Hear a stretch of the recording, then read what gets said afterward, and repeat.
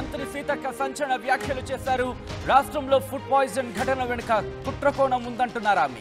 ఓ రాజకీయ పార్టీ కుట్ర ఉందని కూడా అనుమానాన్ని వ్యక్తం చేయడం జరుగుతోంది. మంత్రి సీతక్క కుట్ర ఎవరు చేశారనేది బయట పెడతామంటున్నారు ఆమె. కుట్రలో భాగమైన అధికారుల ఉద్యోగాలు తీసేస్తామంటున్నారు మంత్రి. నిర్మల్ ఇథనాల్ కంపెనీకి అనుమతి ఇచ్చిందే బీఆర్ఎస్ కూడా చెప్పుకొచ్చారు. కేటీఆర్కు చిత్తశుద్ధి ఉంటే దిలావర్పూర్కి రావాలంటూ కూడా మంత్రి సీతక్క సవాల్ చేశారు. దానికి సంబంధించిన బ్రేకింగ్ న్యూస్ చూస్తున్నారు. మంత్రి సీతక్క సంచలన వ్యాఖ్యలు చేశారు. రాష్ట్రంలో ఫుడ్ పాయిజన్ ఘటన వెనుక కుట్రకోణం ఉందని అంటున్నారు మంత్రి సీతక్క. ఓ రాజకీయ పార్టీ కుట్ర ఉందంటూ కూడా అనుమానాలు వ్యక్తం చేయడం జరుగుతోంది. కుట్ర ఎవరు చేశారనేది బయట పెడతామంటున్నారు మంత్రి. కుట్రలో భాగమైన అధికారుల ఉద్యోగాలు తీసేస్తామంటున్నారు. నిర్మల్ ఇథనాల్ కంపెనీకి అనుమతి ఇచ్చింది బీఆర్ఎస్ అంటూ కూడా చెప్పుకొచ్చారు మంత్రి సీతక్క. కేటీఆర్కు చిత్తశుద్ధి ఉంటే దిలావర్పూర్కు రావాలంటున్నారు మంత్రి. ఇంకా ఆమె ఏమన్నారు ఇప్పుడు చూద్దాం.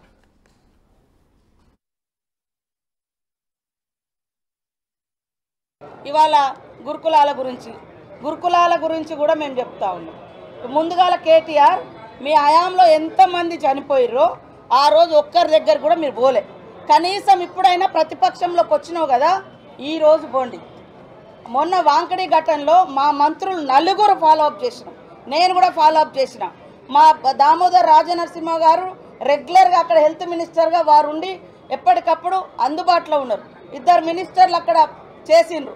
ఇంకా మేము పోలే మా నలుగురు మినిస్టర్లు అక్కడ నిరంతరం చేసినాం.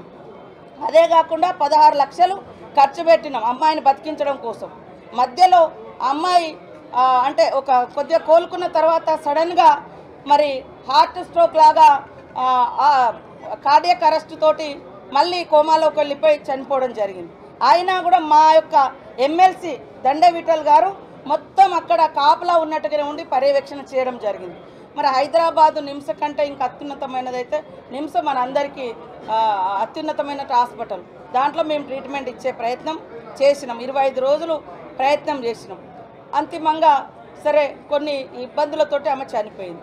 అయినా కూడా మేము అన్ని రకాలుగా ఆ కుటుంబానికి భరోసానిచ్చినాం, ఆదుకుంటున్నాం. కానీ మీ హయాంలో ఒక్క పిల్లగాడు చచ్చిపోయినా, ఒక్క అమ్మాయి చచ్చిపోయినా, ఒక్క రోజున మీరు ఒక్క మంత్రైనా పోయిందా? ఇవాళ మొసలి కన్నీళ్లు గారుస్తున్నారు. ఇవాళ ఈ హాస్టళ్లలో జరిగే వాటి వెనుక కుట్రలు కూడా మేము తొందరలోనే బయట పెడతాం.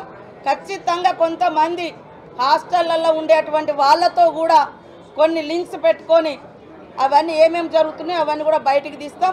ఆ అధికారులు ఎవరైనా అట్లాంటి వాటి కుట్రలకు తెరలేపితే వాళ్ళ మీద క్రిమినల్ కేసులు పెడతాం, సర్వీస్ నుంచి కూడా రిమూవల్ చేస్తామని కూడా ఈ సందర్భంగా హెచ్చరిక చేస్తాం.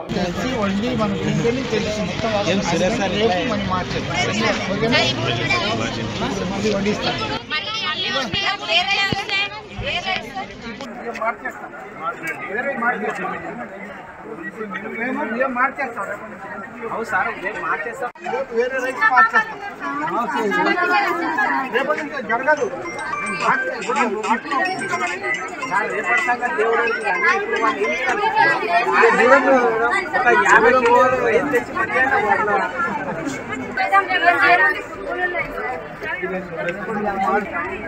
ఇంకా వండిస్తాం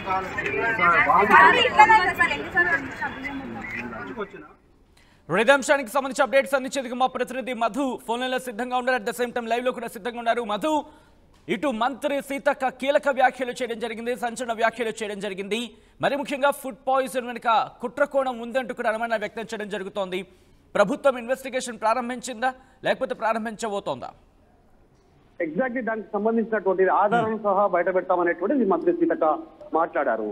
పదే ఫుడ్ పాయిజన్ కి సంబంధించినటువంటి ఇష్యూస్ అవుతా ఉన్నాయి రాష్ట్రంలో. వరుస సంఘటనలు అంటే దాదాపు రోజుకొక ఇలాంటి ఘటనలు తెరపైకి వస్తా ఉన్నాయి. ఆహారంలో కల్తీ ఉందని, ఫుడ్ పాయిజన్ అయిందని, తర్వాత బొద్దింకలు ఉన్నాయి, పురుగులు ఉన్నాయి అనేటువంటిది వార్తల కథనాలు బయటకు వస్తా ఉన్నాయి. కాబట్టి ఈ అంశాన్ని ప్రభుత్వం చాలా సీరియస్ గా తీసుకుంది. ఉదయమే ఆల్రెడీ ముఖ్యమంత్రి రేవంత్ రెడ్డి అధికారులకు ఆదేశాలు ఇచ్చారు. కలెక్టర్లు రెగ్యులర్ గా గురుకుల పాఠశాలలు, హాస్టల్స్, ప్రభుత్వ హాస్టల్స్ ని రెగ్యులర్ గా పరిశీలించాలి, క్షేత్రస్థాయిలోకి వెళ్ళేటువంటి స్టేట్మెంట్ చేశారు. సో ఇప్పుడు మంత్రి కూడా అదే వ్యాఖ్యలు చేశారు. ఈ ఫుడ్ పాయిజన్ ఘటన వెనకాల ఒక రాజకీయ పార్టీ ఉందంటూ మాట్లాడారు. అంటే ఏ రాజకీయ పార్టీ అనేటువంటి పేరు చెప్పకపోయినప్పటికీ పరోక్షంగా బీఆర్ఎస్ ఉద్దేశించే ఈ రకంగా మంత్రి వ్యాఖ్యలు చేశారు అనేటువంటిది చర్చ కొనసాగుతా ఉంది. గతంలో ఈ గురుకులాలకు సంబంధించినటువంటి విషయంలో పూర్తి స్థాయిలో బాధ్యతలు తీసుకున్నటువంటి ఎవరైతే ఆర్ఎస్ ప్రవీణ్ కుమార్ ప్రస్తుతం బీఆర్ఎస్ పార్టీ నాయకులు, ఆయన హస్తం ఉంది అనేటువంటిది కాంగ్రెస్ పార్టీ నాయకులు చెప్పే ప్రయత్నం చేస్తా ఉన్నారు. ఈ కావాలనే ప్రభుత్వాన్ని బ్లేమ్ చేయాలి ఏదో ఒక విషయంలో అనేటువంటిది ఇప్పటికే మూసి, హైడ్రా, లగచర్ల, తర్వాత దిలావర్పూర్ కు సంబంధించినటువంటి ఆ గ్రామంలో ఇథనాల్ ఫ్యాక్టరీకి సంబంధించిన అంశంలో ఇప్పుడు ఈ ఫుడ్ పాయిజన్ పేరిట ప్రభుత్వాన్ని ఇరుకునబెట్టే కార్యక్రమాలు చేస్తా ఉన్నారు. ఇందులో కుట్ర కోణం దాగి ఉంది అనేటువంటిది ప్రభుత్వం భావిస్తా ఉంది. త్వరలోనే ఎవరెవరితో మాట్లాడుతూ ఉన్నారు, ఏ హాస్టల్లో ఫుడ్ పాయిజన్ అయింది, దీనికి సంబంధించినటువంటి కారణాలను వెతికే పనిలో ప్రభుత్వం ఉంది. త్వరలో ఆధారాలతో ముందుకు వస్తామనేటువంటిది స్టేట్మెంట్ చేశారు. దానితో పాటు ఇథనాల్ ఫ్యాక్టరీకి సంబంధించినటువంటి విషయంలో ఆ ఫ్యాక్టరీ తలసాని శ్రీనివాస్ యాదవ్ కుమారుడు, టీఆర్ఎస్ పార్టీ నాయకుడు, ప్రస్తుత ఎమ్మెల్యే సనత్ నగర్కి సంబంధించి ఆయన కుమారుడు డైరెక్టర్ గా ఉన్నారు. వారి ఆధ్వర్యంలో కేసీఆర్ సంతకాలు పెట్టారు, ఆ ఫ్యాక్టరీకి అనుమతి ఇచ్చారు, కేంద్రం కూడా అనుమతి ఇచ్చింది. ఇది ఇప్పుడు మళ్ళీ ఏదో మేము అనుమతిస్తే ప్రభుత్వం పైన ప్రజలు తిరుగుబాటు, రైతులు తిరుగుబాటు అనేటువంటి తప్పుడు ప్రచారం చేస్తా ఉన్నారు. అసలు మేము దాన్ని క్యాన్సిల్ చేస్తూ నిర్ణయం తీసుకోవడం జరిగింది. కేటీఆర్ ఇథనాల్ ఫ్యాక్టరీకి సంబంధించినటువంటి ఏదైతే ఆ దిలావర్పూర్ గ్రామం ఉందో అక్కడికి వస్తారా అంటూ ఛాలెంజ్ విసిరారు. త్వరలోనే కేసీఆర్ సంతకాలు పెట్టినటువంటి పేపర్స్ ను కూడా త్వరలో రిలీజ్ చేయబోతామనంటూ మంత్రి సీతక్క సంచలన కామెంట్ చేశారు. చూడాలి ఈ రెండు ఇష్యూస్ సంబంధించి, ఇటు ఫుడ్ పాయిజన్ ఘటనకు సంబంధించి గురుకులాల్లో ప్రభుత్వ హాస్టల్లో జరుగుతున్నటువంటి తీరు, అటు ఇథనాల్ ఫ్యాక్టరీ విషయంలో జరుగుతున్నటువంటి విషయం పైన రాజకీయ యుద్ధం జరిగే అవకాశం కనిపిస్తా ఉంది. ఒక మాట వరుసకు ఒకరికొకరు మాటల దాడి పెంచుతూ పోతూ ముందుకు కనిపిస్తా ఉన్నట్టు సిచ్యువేషన్ కనిపిస్తుంది. Sachin. Right Madhu, breaking news చూస్తున్నారు. మంత్రి సీతక్క సంచలన వ్యాఖ్యలు చేశారు.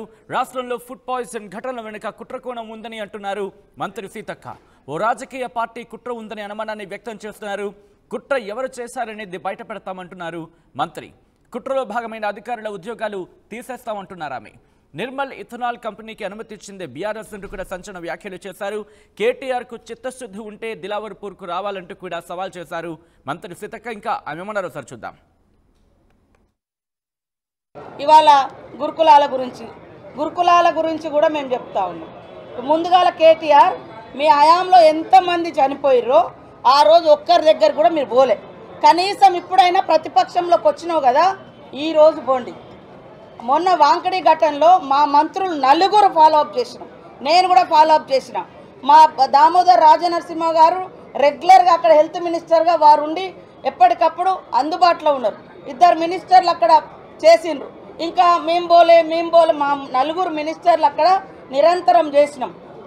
అదే కాకుండా 16 లక్షలు ఖర్చు పెట్టినాం అమ్మాయిని బతికించడం కోసం. మధ్యలో అమ్మాయి అంటే ఒక కొద్దిగా కోలుకున్న తర్వాత సడన్గా మరి హార్ట్ స్ట్రోక్ లాగా కార్డియక్ అరెస్ట్ తోటి మళ్ళీ కోమాలోకి వెళ్ళిపోయి చనిపోవడం జరిగింది. అయినా కూడా మా యొక్క ఎమ్మెల్సీ దండ విఠల్ గారు మొత్తం అక్కడ కాపలా ఉన్నట్టుగానే ఉండి పర్యవేక్షణ చేయడం జరిగింది. మరి హైదరాబాదు నిమ్స్ కంటే ఇంకా అత్యున్నతమైనదైతే నిమ్స్ మన అందరికీ అత్యున్నతమైన హాస్పిటల్. దాంట్లో మేము ట్రీట్మెంట్ ఇచ్చే ప్రయత్నం చేసినాం, 25 రోజులు ప్రయత్నం చేసినాం. అంతిమంగా సరే కొన్ని ఇబ్బందులతోటి ఆమె చనిపోయింది. అయినా కూడా మేము అన్ని రకాలుగా ఆ కుటుంబానికి భరోసానిచ్చినాం, ఆదుకుంటున్నాం. కానీ మీ హయాంలో ఒక్క పిల్లగాడు చచ్చిపోయినా, ఒక్క అమ్మాయి చచ్చిపోయినా, ఒక్క రోజున మీరు ఒక్క మంత్రి అయినా పోయిందా? ఇవాళ మొసలి కన్నీళ్లు గారుస్తున్నారు. ఇవాళ ఈ హాస్టళ్లలో జరిగే వాటి వెనుక కుట్రలు కూడా మేము తొందరలోనే బయట పెడతాం. ఖచ్చితంగా కొంతమంది హాస్టళ్లలో ఉండేటువంటి వాళ్ళతో కూడా కొన్ని లింక్స్ పెట్టుకొని అవన్నీ ఏమేమి జరుగుతున్నాయో అవన్నీ కూడా బయటికి తీస్తాం. ఆ అధికారులు ఎవరైనా అట్లాంటి వాటి కుట్రలకు తెరలేపితే వాళ్ళ మీద క్రిమినల్ కేసులు పెడతాం, సర్వీస్ నుంచి కూడా రిమూవల్ చేస్తామని కూడా ఈ సందర్భంగా హెచ్చరిక చేస్తాం.